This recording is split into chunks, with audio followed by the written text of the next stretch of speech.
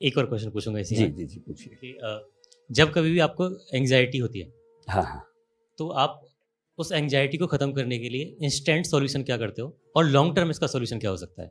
Anxiety मतलब उसके बाद से ऐसा नहीं कि मुझे कभी हुई नहीं, एक आध दिन कभी 2 घंटे आधा घंटा सिचुएशंस आती हैं ऐसी जो नॉर्मल बातें हैं।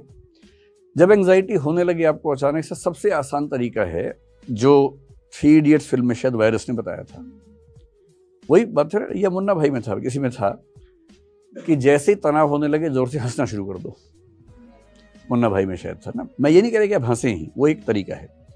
बेसिक बात है कि जिस चीज से देखिए एंग्जाइटी में क्या होता है, एंग्जाइटी का मूल लक्षण ये है कि आपकी जो थिंकिंग की स्पीड है रॉकेट जैसी हो जाती है, बहुत तेज थॉट्स आती है, रनिंग थॉट्स बोलते हैं उनको, और वो सारी रनिंग थॉट्स नेगेटिव होती हैं या अमूमन नेगेटिव होती हैं। तो नेगेटिव थॉट्स का बहुत तेज गति से आना एंग्जाइटी है। एंग्जाइटी को रॉकेट साइंस नहीं, सिंपल सी बात, एंग्जाइटी ये होती है। ठीक, ये हम सबके साथ होता है, नॉर्मल सी बात है। अगर दिन में सप्ताह में एक आध बार हुआ तो नॉर्मल बात है, कोई तनाव की बात नहीं है। ज्यादा होने लगे तो चिंता की बात है। और जब ये एंग्जाइटी साइकोसोमेटिक बन जाती है, साइकोसोमेटिक का मतलब है साइकोलॉजिकली शुरू होके बॉडी पे असर पड़ने लगे, सोमेटिक हो जाए। जब आपको एंग्जाइटी की वजह से हाथ पैर में थोड़ी सनसनाहट होने लगे, झुंझुनाहट होने लगे, टिंगलिंग होने लगे, मतलब वाइब्रेशंस होने लगे, सिर में दर्द होने लगे, नींद नहीं आ रही, आप करवटें बदल रहे हैं लगातार, नींद आई नहीं रही आपको, ये अब केवल मामला मन का नहीं है, अब ये मन का असर शरीर पे होने लगा है, ये साइकोसोमेटिक मामला बन गया है। ये रिस्की बात है।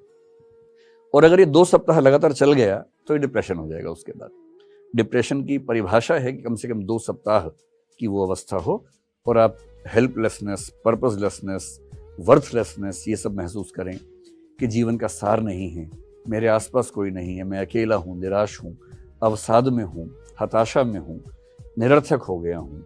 अगर ये सब फीलिंग्स लगातार सस्टेन करें तो आप डिप्रेशन में चले जाते हैं, जो कि बहुत बुरी अवस्था होती है। तो कभी आपको एंग्जाइटी हो, उससे सबसे आसान तरीका है ठीक उस समय एंग्जाइटी जैसे शुरू होने लगे उस विषय पर सोचना नहीं है, काम इतना ही करना है। पर इतना आसान नहीं, आप जिस पे नहीं सोचना चाहेंगे सारे विचार उसी पे आते हैं उस समय। तो अगर मैं कहूँ कि मेडिटेशन कर लो, वो सब उस समय होता नहीं है, मुझसे तो नहीं होता है, आपसे शायद हो जाता हो, मुझसे तो नहीं होता है। तो सबसे अच्छा तरीका उस समय आपको फिल्म देखना शुरू कर दें या रील्स देखना शुरू कर दें। रील्स में ऐसे बहुत इंटरेस्टिंग इवेंट्स होते हैं 10-10 सेकंड के।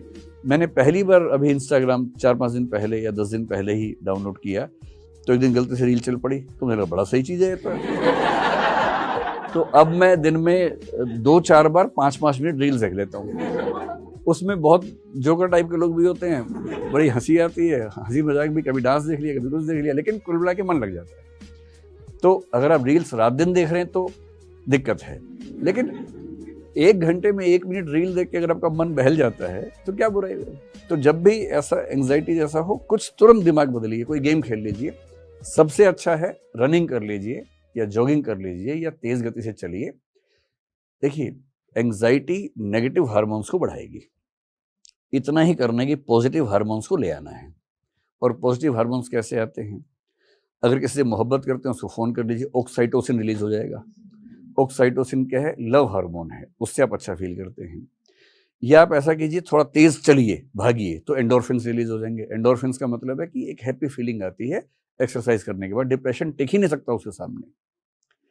ये डोपामाइन है, जब आप अच्छे लोगों से मिलेंगे, कुछ अच्छा इंटरेस्ट से काम करेंगे तो वो रिलीज हो जाएगा। ये सेरोटोनिन बेसिकली एक हार्मोन है जो आपके मूड बैलेंसिंग करता है। ये 4 हार्मोन चाहिए, इनमें से जो सबसे आसान लगे उस समय। अकेले हैं, रनिंग, चलना शुरू कर दीजिए। किसी ऐसे व्यक्ति के साथ जिससे प्रेम करते हैं उसके साथ थोड़ा बैठ जाइए, अच्छा हार्मोन आया तो वो शांत हो जाएगा। इतना ही खेल है बस, और कोई ज्यादा